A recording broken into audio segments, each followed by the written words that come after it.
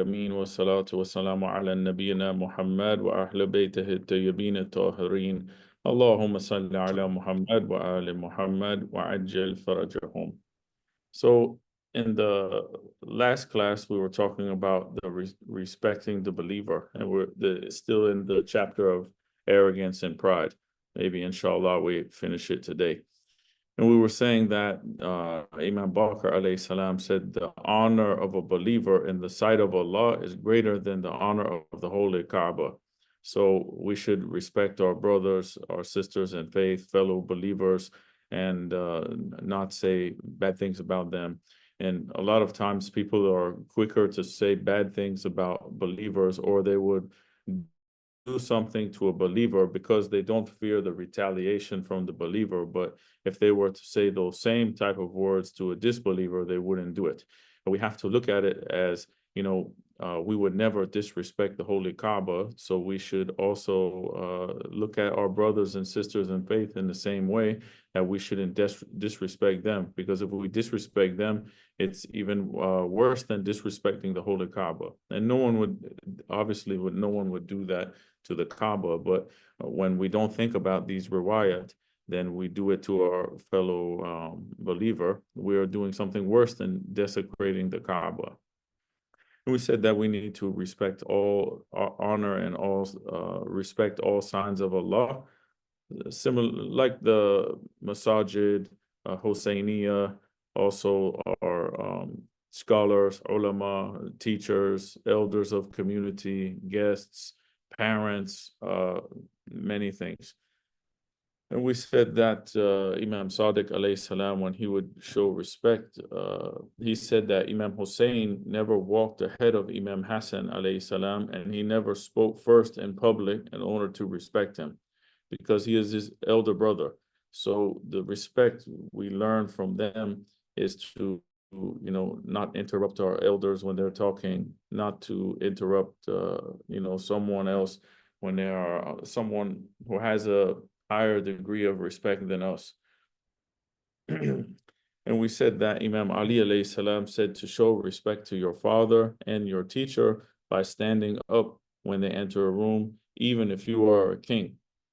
And, unfortunately, we talked about how the society is going down. It's on a moral decline. So these type of things, if we don't teach them to our children, they won't be able to pass it to the next generation. There's a lot of things that we do out of respect for other people, but now we're seeing youth, maybe they don't care, they don't show any respect towards the elders, they talk back to them, they say bad things to them, they don't give them a chance to talk, or they say, oh, you're old, what do we know what's going on now, and you had your time, for example, and they disrespect the elders of the community. And, it's unfortunate, but we have to instill in them the teachings and akhlaq of Ahlul Bayt alayhimus salam, and teach them what imams did. And this, what imams did, is for all time. It's not just for their time, it's for all the rest of the time. So we left off we talked about like how to respect a believer, how we should treat each other. And now he comes to the section, not to be humble before a disbeliever or a transgressor. So he says some things, I'll explain it after. He says, it's not advisable to be respectful and humble towards non-believers. One should not deal with them at a level of equality or superiority. A disbeliever is not deserving of respect because he does not acknowledge Allah, the Supreme Being, and in effect has degraded himself to a despicable position of those who openly defy Allah. We see in Surah Mateen that Allah says, لَقَدْ خَلَقْنَا الْإِنسَانَ فِي أَحْسَنِ تَقْوِيمٍ ثُمَّ رَدَدْنَهُ أَسْفَلَ سَافِلِينَ إِلَّا الَّذِينَ آمَنُوا وَعَمَلُوا الصَّالِحَاتِ. So Allah created you in the best of molds, the best of shapes, then reduced you to the lowest of the low, except those who believe and do good deeds.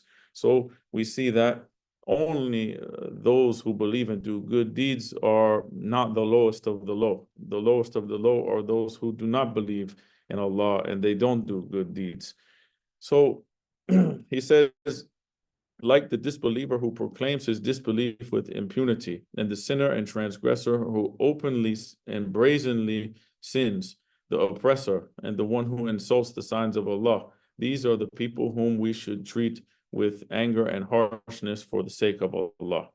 So this is for those people who are oppressors, who are transgressors, who are stubborn disbelievers, who are against Islam openly, and they are speaking out against Islam. They are fighting against Islam. They make war against Islam. They say bad things about Allah, about the Prophet, about Ahlul Bayt, alayhimus salam. And this is not for the general public, because we should treat everyone with fairness as long as they are not opposed to Islam or fighting against the religion and the followers of the religion. He says we must be humble and lowly before the believer and high and arrogant before the disbeliever. If any believer accords respect to a disbeliever, it is as if he has preferred disbelief to faith in Allah, and that he has acted in a contrary manner, because honor is for Allah, Rasulullah sallallahu alaihi wa and the believers. He says Imam Ali alayhi salam said, Rasulullah sallallahu alaihi wa has commanded us to behave with sinners in a harsh or sour way. So this we shouldn't respect people due to their disbelief. Okay, good, they are a disbeliever. We should show them respect. We should be averse to their disbelief. We shouldn't be complacent in their disbelief, like we are okay with them disbelieving in Allah or talking bad about the Prophet. We shouldn't be okay with that. We should be averse or harsh towards that. Like it says in Quran, paraphrasing that, it says, lower your wing towards the believers and be harsh against the disbelievers.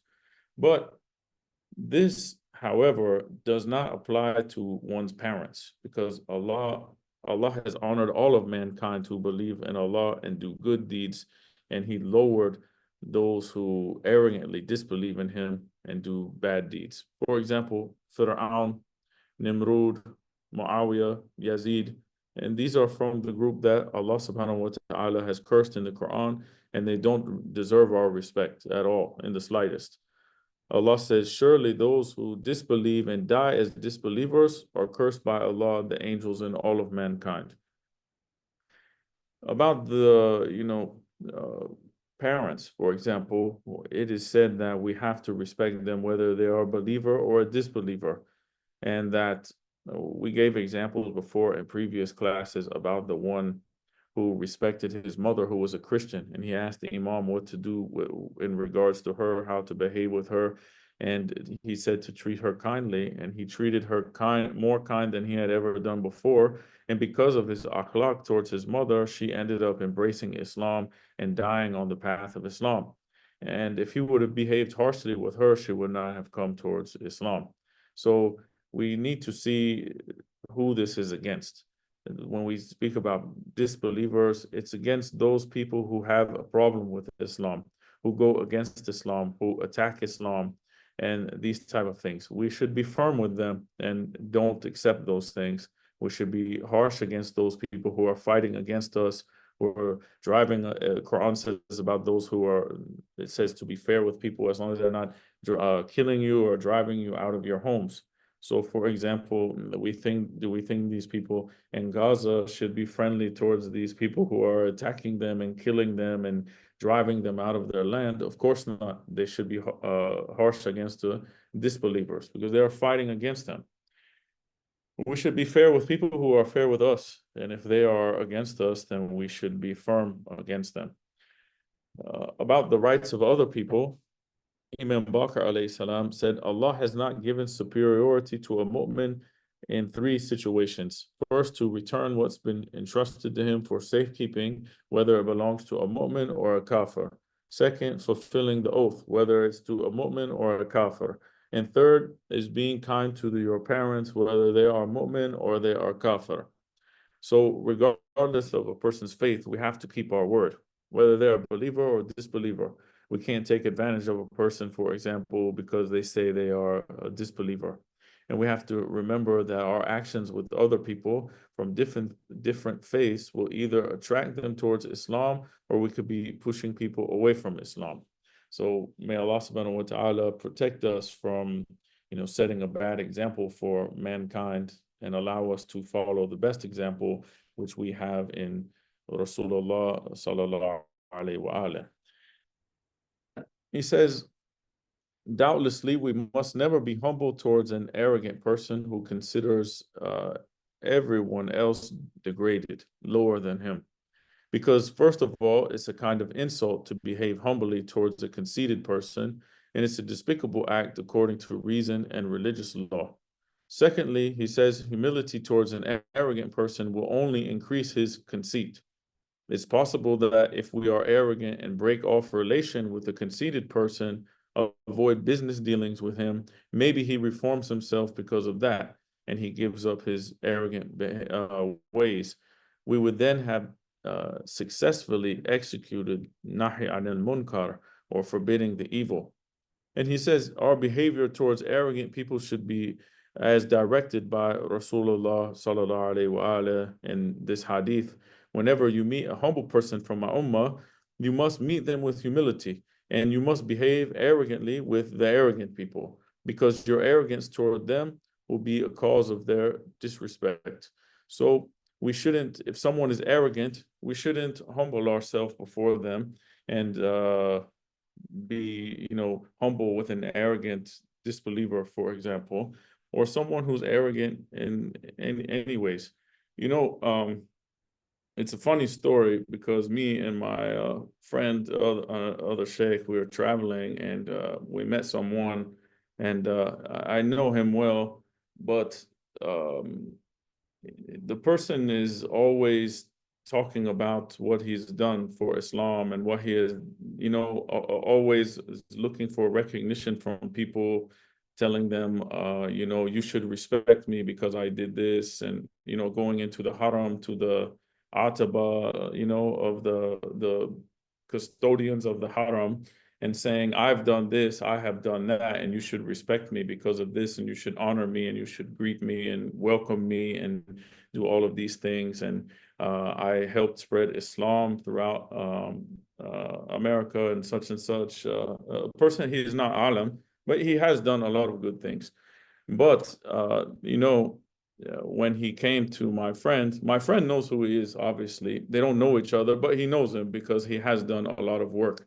So the guy is bragging a lot, and very, he's proud of what he has done, and he wants to tell the world of everything, the gift of God to Islam, basically. So he asked my friend, and my friend could have been like very humble towards him and said, yes, mashallah, you have done so much, and it would just boost him up higher.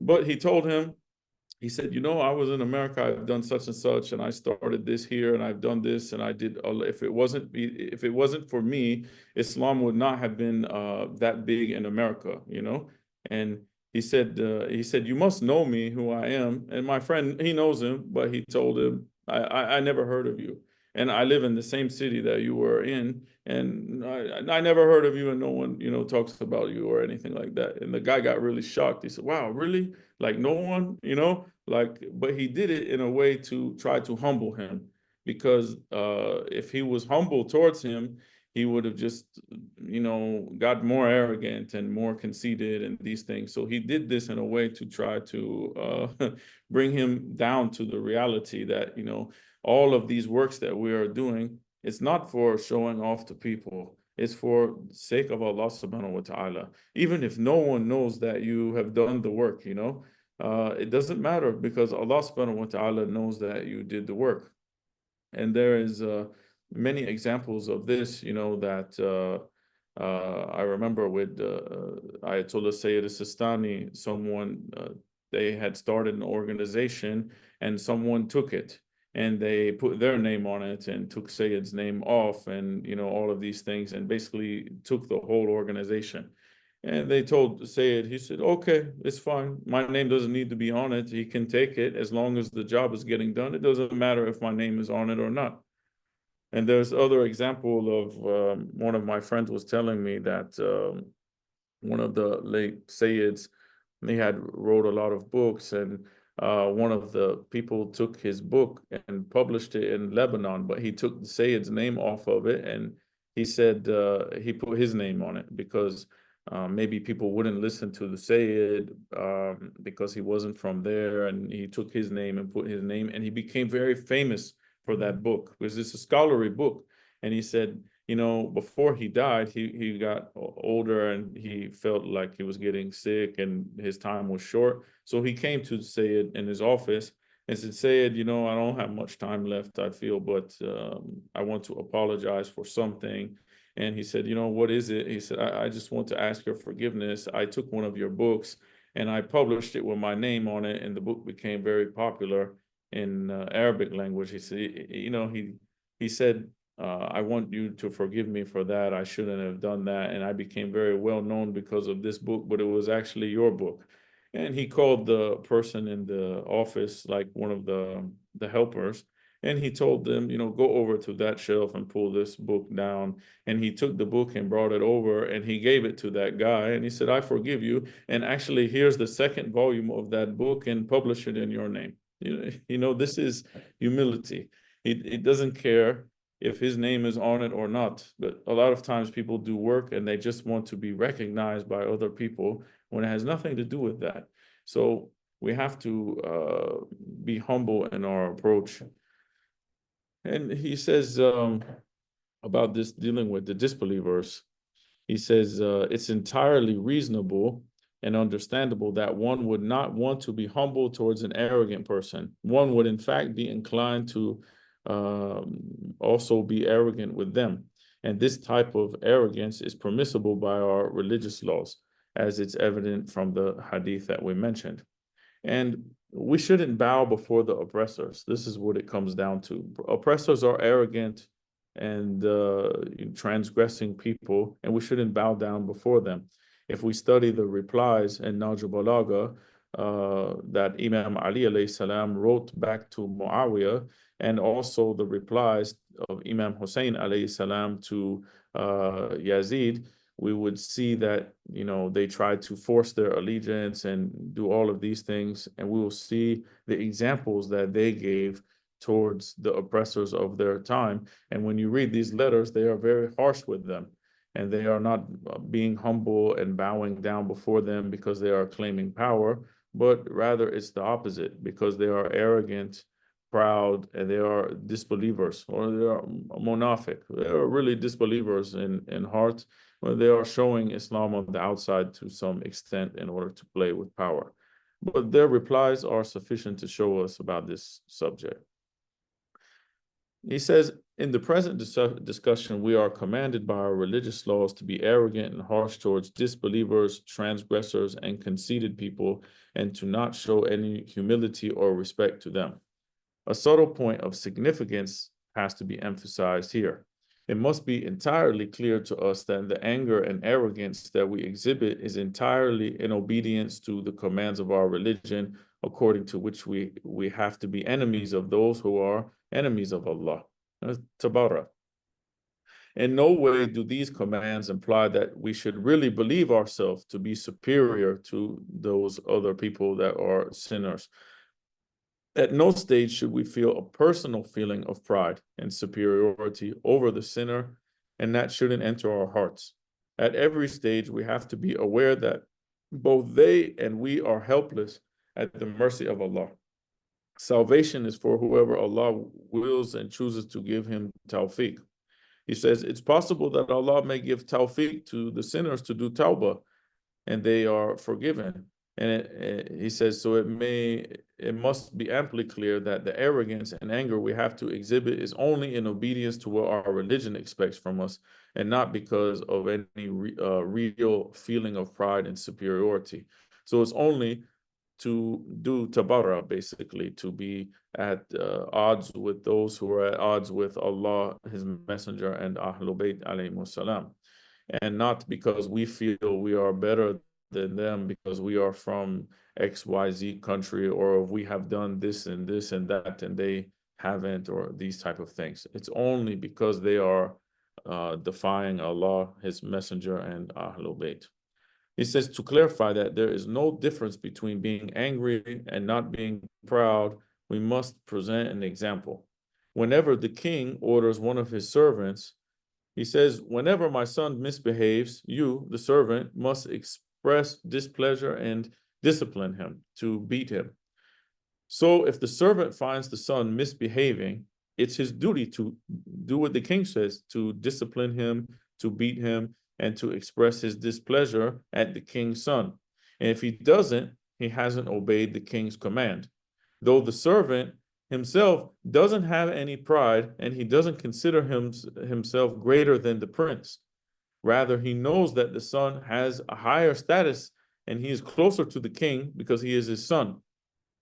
And if the anger and pride comes together, we must know that it's not for the pleasure of Allah and is due to selfish desires. So we are just carrying out the command. If we come across oppressors and arrogant people, we shouldn't bow down and humiliate ourselves to them because they are at odds with Allah, His Messenger, and Ahlul Bayt alayhimus salam.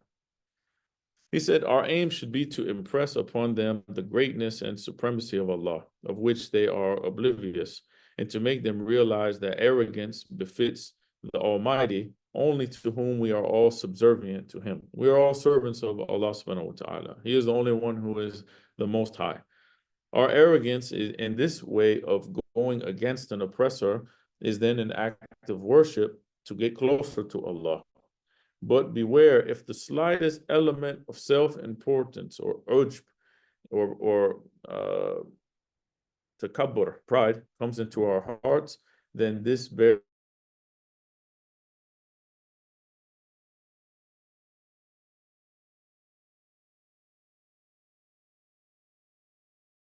the self. So it's we have to have good and pure intentions in these matters, or we can get deviated very easily and go towards something else. He said sometimes it happens that in the process of preventing evil, the person himself gets involved in perpetrating evil, either due to selfishness or an imbalanced approach. So to show humility towards rich people, he says, because of their wealth or the things that they have, is haram in Quran and riwayat and ahadith. As we see that Allah says, don't stretch your eyes after that which we have provided different classes of them, of the splendor of this world, and that we may thereby try them. So anyone who respects a person because of the things that he has, his money, his wealth, his houses, his cars, for example, he says is heedless of the supremacy of Allah.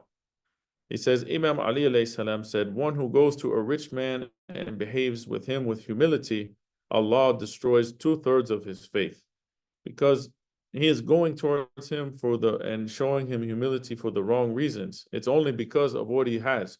For example, we go to a king and we respect him only because he has power and he has soldiers and these things. And it's not for the right reasons.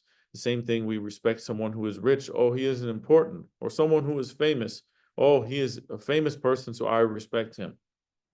Or for example, they don't respect one person who is a scholar and they don't welcome him and they don't treat him nice. But when another scholar comes that is more well-known, they stand up and they respect him and they greet him and they do these things because of his fame or his being well-known. These type of things, we should respect people based on what, the taqwa that they have and the knowledge that they have for Allah and the fear that they have of Allah, and not because of certain things, worldly things that they have. He said faith has 3 aspects: faith in the heart, faith expressed verbally, and faith demonstrated by actions, by fulfilling obligatory acts and staying away from haram things.